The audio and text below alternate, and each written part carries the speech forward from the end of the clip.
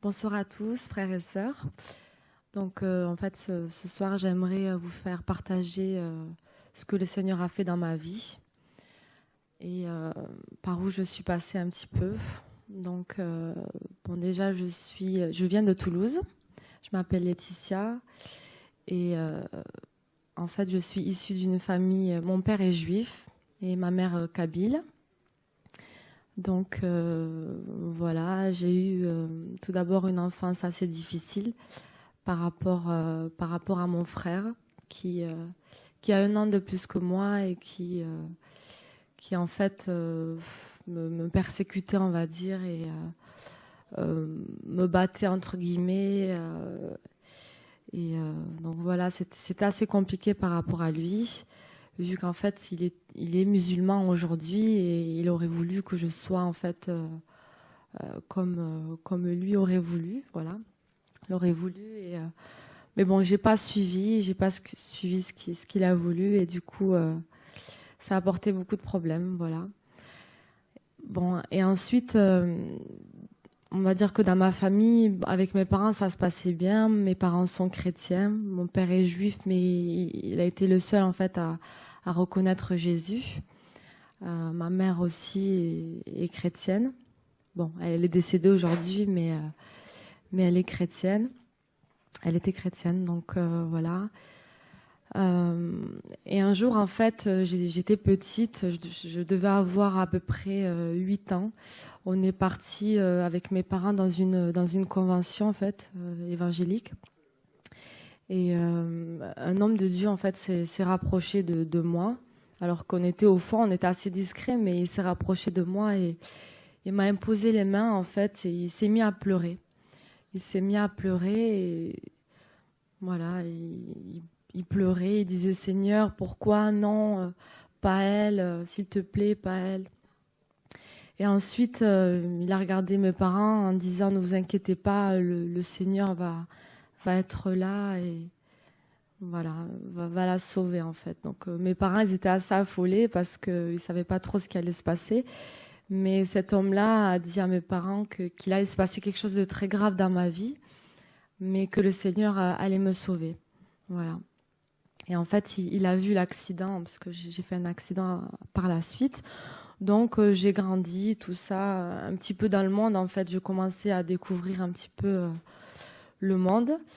Et à 16 ans et demi, je fréquentais quelqu'un, en fait, depuis presque 1 an. On va dire mon premier amour, entre guillemets. Et en fait, un soir, on était parti dans un bowling qui fait aussi partie boîte. Et donc voilà, on est parti. Et en fait, en arrivant là-bas, moi, je discutais en fait avec un cousin à lui, puisque je buvais pas d'alcool ni rien. Et lui, il est parti avec d'autres copains à lui au coin fumeur. Donc, ils ont commencé à boire, etc. Et bon, au moment de partir, parce que c'était tard en fait, donc au moment de rentrer, je le voyais très fatigué et je lui ai demandé en fait s'il était capable de conduire. Bon, moi je pouvais pas parce que j'avais pas le permis, mais bon, un petit peu comme tous les hommes, il m'a dit oui, t'inquiète pas, c'est bon. Donc je suis rentrée dans la voiture en fait, mais j'ai eu un réflexe d'incliner mon siège en fait. Il fallait que j'incline mon siège en position un petit peu comme quand on a envie de dormir, alors que je fais jamais ça auparavant. Et donc voilà, il commence à conduire et tout ça. Mais par contre, lui, il a passé la ceinture derrière le dos. Donc il avait juste la ceinture au niveau du ventre. Et voilà, donc moi par contre, j'ai gardé la ceinture, tout ça. Et voilà, donc on conduit. C'était limité à 90 et en fait, lui, il roulait à 140. Donc, il dépassait en fait les limitations de vitesse. Et devant nous, à un moment donné, sur les 3 voies, il y avait une voiture qui roulait doucement. Donc, il a voulu la doubler. Au lieu de doubler progressivement, en fait, il a tourné le volant d'un coup sec. En fait, j'ai pas compris, mais ça a été d'un coup. Et puis, donc, on a vu l'accident arriver, en fait. C'est-à-dire que la voiture, elle a traversé les 3 voies et elle a tapé dans la barrière de sécurité de gauche. Et donc là, voilà. Ensuite, elle a traversé les 3 voies, mais du côté droit. Et il a été, du coup, projeté dans un arbre. Je ne sais pas à combien de mètres, mais ça a été assez radical, en fait. Et du coup, moi, j'ai eu un traumatisme crânien, donc j'avais une plaie frontale qui était vraiment très ouverte, donc on m'a opéré. Et en fait, j'ai eu le bras cassé, donc le bras était complètement cassé en deux. Bon, on m'a opéré, j'ai eu des broches pendant plus d'1 an. Donc en fait, voilà, quand j'ai fait l'accident, je suis tombée dans un coma, on va dire. Je ne sais pas combien de temps ça a duré, mais pas trop longtemps, peut-être 1 heure maximum. Ensuite, j'ai senti des gens qui me donnaient des claques. Donc, je me suis réveillée, j'ai vu tout le monde autour de moi, mais j'avais perdu la mémoire, en fait. Je me rappelais plus de rien et voilà, on me disait, oui, vous allez vous en sortir, vous inquiétez pas, vous avez fait un accident. Voilà, donc à peu près 15 minutes après, les esprits commençaient à me revenir. Mais bon, je me suis dit, si j'ai fait un accident, c'est que j'étais avec quelqu'un, en fait. Je commençais à me poser toutes ces questions parce que j'avais l'esprit un peu, voilà. Et puis, je me suis dit, si j'ai fait un accident, c'est que je me suis rappelée de Younes, en fait, ça s'appelait Younes. Et j'ai commencé à demander aux pompiers, en fait, ce qu'il avait. Bon, ils n'ont pas voulu me dire vraiment parce que là, il était encore entre la vie et la mort. Il n'était pas mort, mais voilà, il était dans un coma très profond. Il fallait qu'on l'opère du cerveau, tout ça. Bon, ça a été, voilà. Ensuite, on m'a fait rentrer en fait dans le camion de pompiers. C'était des jeunes qui avaient à l'intérieur, donc ils m'ont dit vous inquiétez pas, on va vous opérer en arrivant là-bas. Et moi, le premier truc que je leur ai dit en fait, je les ai regardés et j'ai dit c'est grâce à Dieu, c'est Dieu.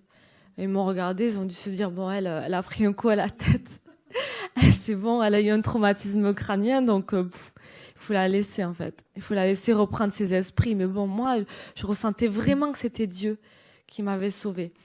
Et donc voilà. Puis les pompiers, en fait, ils ont prévenu mes parents qui habitaient à 1 heure de Toulouse. Bon, ils étaient très très affolés en fait parce que les infirmières, je sais pas qui c'est qui a appelé exactement, mais ils voulaient pas dire ce que j'avais. Ils insinuaient comme quoi moi aussi j'étais dans une situation très très grave. Donc voilà. Ensuite mon père a insisté. Il a su que moi j'étais en vie, mais que mon ami, il était entre la vie et la mort. Donc mon père et ma mère, ils sont vite venus, tout ça. Et les pompiers, ils ont expliqué à mes parents que j'étais une miraculée, en fait. Même si eux, ils croyaient pas vraiment en Dieu, ils ont dit que c'était pas normal, en fait. C'était pas normal. La voiture, elle était complètement broyée. Et normalement, ça aurait dû être moi, là, qui aurait dû être morte, en fait. Et voilà, ils étaient très très étonnés en fait, très étonnés. Ensuite, ils ont voulu que j'aille voir aussi un psychologue, tout ça. Bon, ça a été, mais j'ai pas voulu. C'est comme si au fond de moi j'avais une force qui me disait non, c'est moi ton psychologue, t'as pas besoin en fait. Donc il m'a donné cette force. Bon, après je suis restée 1 semaine à l'hôpital, 1 semaine, et ils l'ont laissé en fait, comment on appelle ça, c'est un funérarium à l'hôpital en fait, les chambres froides. Puisqu'après, ils l'ont rapatrié au Maroc, puisqu'il était décédé, quelques jours après. Et moi, pendant 1 semaine, j'allais le voir à la morgue, tout ça. Donc, c'était assez traumatisant, mais voilà. Donc, il y a eu cette épreuve-là, où le Seigneur m'a vraiment sauvée. Et aujourd'hui, je sais que c'est lui. Et il a vraiment... il m'a échappé de l'enfer, en fait, parce que j'étais dans le monde, et s'il m'aurait pas sauvée de cet accident, j'aurais été, voilà, ça aurait été très grave pour moi en fait. Donc après cet accident-là, quelque temps après, je me suis installée toute seule. Il fallait que je sois un peu tranquille en fait. J'ai pris un appartement et tout, et voilà, j'ai commencé à faire ma vie. Sauf que bon, ma mère en fait était malade, elle a eu un cancer. Donc en 2009, l'accident s'est passé en 2008 et en 2009 elle est décédée. Donc voilà, elle est décédée. Bon, elle était chrétienne. Donc les gens ne me comprenaient pas dans ma famille parce qu'aussi par rapport à ma mère, en fait, j'étais triste, très triste parce que j'étais la plus proche de ma mère, on va dire, mais en même temps, je sais pas, c'est comme si je me disais, mais elle est mieux que là où on est nous, en fait. Donc j'arrivais je sais pas, à être sereine quand même. Donc voilà, donc ça a été une épreuve de plus. Et ensuite, bon, j'ai rencontré le père de mon fils, j'ai eu un enfant. Bon, ça a pas marché parce que c'est quelqu'un qui buvait, tout ça. Donc là, en fait, on va dire que l'ennemi, en fait, il a commencé, puisqu'il n'a pas pu m'éliminer, me tuer avec cet accident, il a commencé à me mettre des hommes, en fait, sur mon chemin. C'était ça son plan pour me tuer, clairement. Il fallait m'éliminer, en fait. Donc voilà, j'ai continué. Donc après c'était le péché, donc les boîtes de nuit. Je buvais de temps en temps, je fumais la cigarette. C'était voilà, je faisais tout ce qu'il fallait pas faire en fait. J'étais très extravagante. Il fallait qu'on me remarque, il fallait qu'on me voie. Et j'étais très orgueilleuse. Enfin bref, c'était la totale, mais vraiment. Et puis bon voilà, les relations n'allaient jamais. J'étais jamais satisfaite. C'était atroce en fait. Ça allait jamais. Voilà. Jusqu'au jour en fait où l'ennemi m'a mis sur mon chemin parce que je sais que c'est lui parce qu'en fait par la suite j'ai vu que c'était un homme qui était très possédé. En fait, il m'a mis cet homme-là. C'était un militaire légionnaire. Et qui paraissait très très gentil en fait, sous la forme d'un agneau, vraiment très gentil, très calme, très doux, mais qui commençait en fait à devenir très jaloux et très possessif, un jaloux maladif en fait. Il devenait très très violent de plus en plus. Il a voulu me couper en fait du monde, de mes amis, que ce soit des hommes ou des femmes en fait. Voilà, il commençait même à me séquestrer, tout ça, jusqu'au jour en fait où, vu qu'il était très violent, il a décidé en fait, il voulait clairement me tuer. Donc, il m'a ramené en forêt, en pleine nuit. Il devait être, je sais pas, 2 heures du matin, j'en sais rien.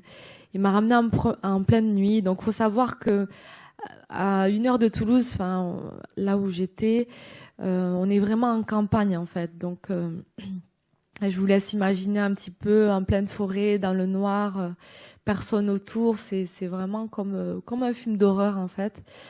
Donc voilà, il m'emmène là-bas et en fait, il a commencé à me torturer, à me taper, à me torturer. Vraiment, ça a été très très très très grave. Ça a duré des heures. J'étais complètement défigurée. Il me demandait de se mettre à genoux devant lui. Voilà, à chaque fois que je me relevais, j'étais rouée de coups encore. Je savais même pas où je marchais parce que il y avait des ronces de partout. Enfin, c'était vraiment en pleine forêt. Donc voilà. Et puis, à un moment donné, j'en pouvais plus. J'avais plus de force. Donc j'ai commencé en fait à dire mon Dieu. En gros, j'en pouvais plus. Donc j'ai dit mon Dieu à haute voix et il m'a entendu. Donc il était en face de moi. Et là, il a commencé à crier, mais il n'y a pas de Dieu, c'est moi Dieu. Arrête de dire ça, c'est moi Dieu. Et en fait, j'ai su que j'avais en face de moi le diable en personne, ou en tout cas un démon très puissant qui était là pour me tuer. Et il m'a dit clairement, ce soir, c'est le jour de ta mort. Et je vais te tuer, je suis entraînée pour ça, donc je sais comment te tuer et cacher un corps. Et personne va te retrouver. Donc voilà. Bon, là, j'étais en panique. En fait, il y a tout qui me passait à travers la tête. Je me suis dit, ce soir, c'est le jour de ma mort, en fait. Je me suis dit, je pourrais pas y échapper là. C'est pas possible. Et en fait, il continuait, c'était affreux. Et je continuais dans ma tête à penser à Dieu, mais en même temps, c'était vide, en fait. Je pensais à tout et à rien en même temps. Et là, je pense que Dieu a vu, Jésus vraiment a vu ma souffrance. Et d'un coup, en fait, il s'est arrêté. Et c'est comme si une force l'a empêché d'aller plus loin parce que j'étais à bout de force. Et il m'a dit vraiment très énervé de rentrer dans la voiture en fait et de partir, mais vraiment des heures après, donc j'étais complètement défigurée et on est rentré dans la voiture.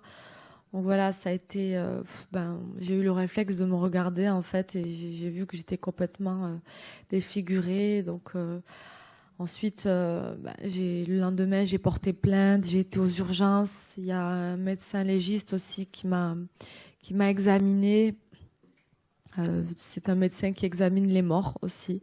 Donc, pour vous dire à quel point c'était grave. Et voilà, encore une fois, en fait, je me rends compte que le Seigneur m'a vraiment sauvée encore une fois de la mort, parce que je vous dis, il n'y avait rien qui pouvait l'arrêter. Rien du tout, rien si ce n'est Jésus, en fait. Il n'y a que Jésus. Et voilà, donc il m'a encore une fois sauvée. L'ennemi a tenté vraiment encore une fois de me tuer, mais il n'a pas réussi. Donc après ça, en fait, bien sûr, je l'ai quitté. Hein. Bon, j'ai voulu le quitter plusieurs fois, mais je pouvais pas parce qu'il avait une emprise sur moi très, très, très grave. En fait, il rentrait chez moi, il cassait la porte et clairement, il rentrait sans que je lui dise de rentrer, quoi. Donc voilà. Et lorsque j'ai pu me séparer de lui réellement, bon, il a fallu que ma famille intervienne, hein, parce que il a fallu que mon père et mon frère interviennent parce que c'était trop, en fait. Donc ils sont intervenus, tout ça, et puis j'ai pu stopper cette relation qui était très néfaste, voilà. Et après ça, en fait, j'ai ressenti, d'ailleurs, même par rapport à ça, tellement que j'étais très stressée et très psychologiquement, j'étais vraiment pas bien, en fait. Ça faisait presque un an que ça durait. Il me torturait, il me battait déjà depuis presque un an. Et j'avais même attrapé une très grande allergie, en fait, sur toutes les jambes. C'était du psoriasis, mais au début, je savais pas ce que c'était.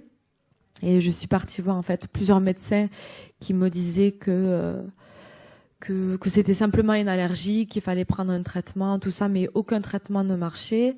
Donc j'ai décidé d'aller voir par la suite un dermatologue qui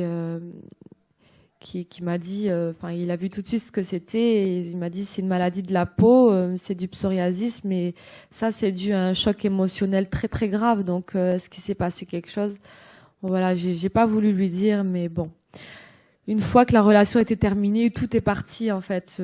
J'étais beaucoup plus zen, tout ça. Mais le problème, c'est que vu que la liberté, en fait, est revenue, et j'ai commencé à repartir dans le monde, à repartir en boîte de nuit, les week-ends, à boire, à fumer, à revoir, en fait, tous les amis, toutes les personnes avec qui j'ai coupé contact.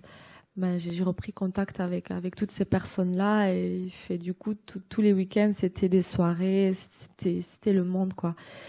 Voilà. Et jusqu'au jour, en fait, où il y a eu d'autres relations après, bien sûr, qui étaient chaotiques aussi, et jusqu'au jour où le Seigneur, en fait, au mois d'octobre, j'ai rencontré en fait un homme pareil dans le monde. Et voilà, et donc on se voyait, on se fréquentait, tout ça.